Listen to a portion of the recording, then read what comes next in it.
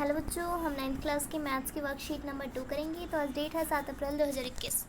तो हम chapter first संख्या पद्धति शुरू कर चुके हैं। तो हम आज पढ़ेंगे बबलू। देखो, यहाँ दो तरह के नंबर हैं। आओ हम इन नंबरों का अंतर समझें। तो कौन कौन से हैं? परिमेय संख्याएं और अपरिमेय संख्याएं। तो परिमेय संख्याएं मैंने पहले ही बताया था पिछली वर्कशीट में। परिमेय संख्याएं कौन सी होती है? जिन्हें हम p/q की फॉर्म में लिख सकते हैं, p/q की रूप में लिख सकते हैं। और अपरिमेय संख्याएं होती हैं जिन्हें हम p/q की फॉर्म में नहीं लिख सकते। तो जैसे कि 2.5।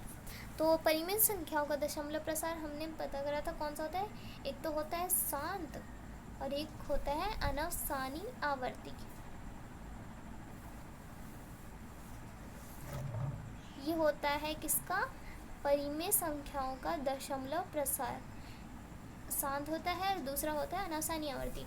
और अपरिमेय संख्याओं का दशमलव प्रसार होता है अनवसानी अनावर्ती।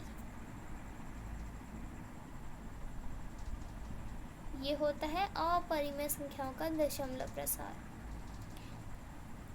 तो जैसे कि 2.5, तो इसका भाग खत्म हो जा रहा है। कौन सा दशमलव प्रसार है? शांत। ये है शांत दशमलव प्रसार। और जो रिपीट होता है पीछे पॉइंट के बाद, वो होता है कौन सा? अनवसानी आवर्ती। तो ये कौन सी संख्याएं हैं? परिमेय संख्याएं, जिन्हें हम इंग्लिश में कहते हैं रेशनल नंबर। जैसे कि 8 भी एक परिमेय संख्या है। 8 के नीचे हम 1 लगा देंगे तो ये हो जाएगा p/q की रूप में। 29 भी है और 72.4 भी है, क्योंकि 72.4 है। हम पॉइंट हटाएंगे, नीचे 10 लगाएंगे तो क्या p/q के फॉर्म में है। तो ये क्या है? परिमेय संख्या। फिर है 927.52। तो इसे हम नीचे लगाएंगे 100। ये हो जाएगा p/q की फॉर्म में। हमने पॉइंट हटाया और नीचे पॉइंट के बाद कितनी संख्या है? 2 संख्या, इसलिए हमने 100 लगाया नीचे। तो p/q की फॉर्म में हो गया। तो ये भी परिमेय संख्या है। अब हम जाते हैं अपरिमेय संख्याओं के पास। तो अपरिमेय संख्याएं जिनका भाग खत्म ही नहीं होता, उन्हें हम कहते हैं अपरिमेय संख्या। जैसे कि ये 2, 1, 8, 4, 7, 2, 9, 1, 0 पर अलग अलग आता जाता है। तो हम उन्हें p/q की फॉर्म में नहीं लिख सकते, तो इसे कहते हैं अपरिमेय संख्याएं। तो इनका दशमलव प्रसार कौन सा होता है? अनवसानी अनावर्ती। तो जैसे कि आप देख सकते हैं √2 भी अपरिमेय संख्या है, क्योंकि अगर हम √2 निकालेंगे तो ये रुकेगा नहीं, आंसर ऐसे ही चलता जाएगा। तो इन सब को हम कहते हैं अपरिमेय संख्याएं, इरेशनल नंबर। तो देखते हैं आगे। परिमेय और अपरिमेय संख्याओं को मिलाकर संख्याओं का जो समूह बनता है उसे हम कहते हैं वास्तविक संख्याएं। जो परिमेय संख्याएं और अपरिमेय संख्याएं, इन दोनों को हम मिला देंगे, ये सभी मिलकर बन जाएंगे वास्तविक संख्याएं। इन सबको अगर हम, ये परिमेय संख्याएं भी और अपरिमेय संख्याएं सारे, इन दोनों को मिलाकर बनती हैं वास्तविक संख्याएं। तो हम क्वेश्चन देखते हैं। नीचे दी गई संख्याओं में से परिमेय संख्याओं की खोज कीजिए। तो ये जो हमारे पास दे रखा है कुछ नंबर, इनमें से हमें बताने की परिमेय संख्या कौन सी है। तो चलिए करते हैं। फर्स्ट का आंसर होगा, इसमें 6 भी आएगा, क्योंकि हम नीचे 6 के 1 लगा देंगे तो ये हो जाएगा p/q के फॉर्म में। तो ये हो जाएगा परिमेय संख्या है, तो 6 भी आएगा।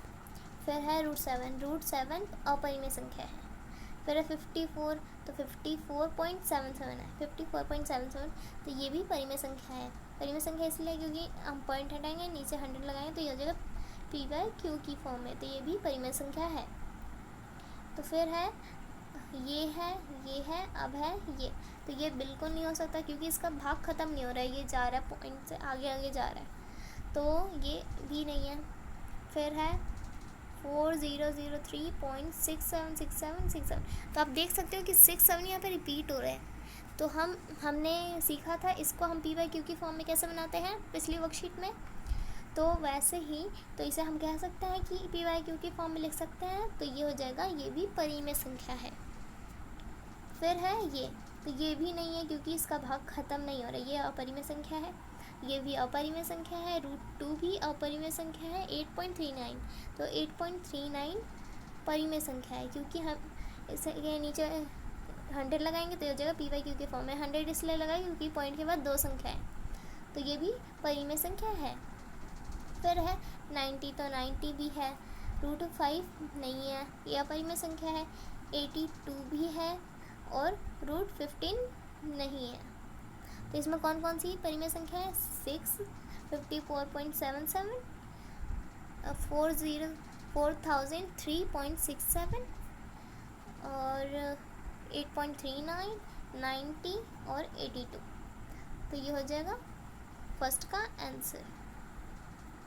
फिर सेकंड क्वेश्चन देखते हैं। सेकंड क्वेश्चन है, नीचे दी गई संख्याओं में से अपरिमेय संख्याओं को खोजिए। तो इनमें से हमें अपरिमेय संख्या बतानी है। हमने पहले परिमेय संख्या बताई, अब अपरिमेय संख्या बतानी है। तो अपरिमेय संख्या कैसे पता करेंगे? जिनका दशमलव प्रसार खत्म नहीं हो रहा है, भाग खत्म ही नहीं हो रहा, ऐसे आ रहा है, तो हो जाएंगी अपरिमेय संख्याएं। तो चलिए करते हैं। तो सेकंड का हो जाएगा √11। √11 अगर हम निकालें √11 का, तो ये भाग ख़त्म नहीं होगा। तो ये √11 8.2309517693, तो इसका भी भाग ख़त्म नहीं हो रहा, तो ये भी है अपरिमेय संख्या। और ये भी अपरिमेय संख्या है, ये भी अपरिमेय संख्या, ये भी अपरिमेय संख्या, और ये भी अपरिमेय संख्या, और ये भी अपरिमेय संख्या। तो ये हो जाएंगी अपरिमेय संख्या। इन्हें अपरिमेय संख्या क्यों कहा? क्योंकि इन्हें हम पी वाई क्यू की फॉर्म में नहीं लिख सकते। अगला क्वेश्चन देखते हैं। तो थर्ड क्वेश्चन है, नीचे दी गई संख्याओं में से वास्तविक संख्याओं को खोजिए। तो हमें वास्तविक संख्या बतानी है। तो आप देख सकते हो कि इसमें 6 है जो कि एक परिमेय संख्या है, और √7 भी है जो कि अपरिमेय संख्या है। तो हमने अभी पढ़ा था कि वास्तविक संख्या कौन सी होती है? परिमेय संख्याएं और अपरिमेय संख्याएं दोनों को मिलाकर बनती हैं वास्तविक संख्याएं। तो ये सभी वास्तविक संख्याएं हैं। तो आप लिख लेना, सभी संख्याओं परिमेय या अपरिमेय का समूह वास्तविक संख्या कहलाता है। ये सभी वास्तविक संख्याएं हैं। तो सारे क्वेश्चन हो गए हमारे कंप्लीट। तो आज की वर्कशीट भी हो गई हमारी मैथ्स की कंप्लीट।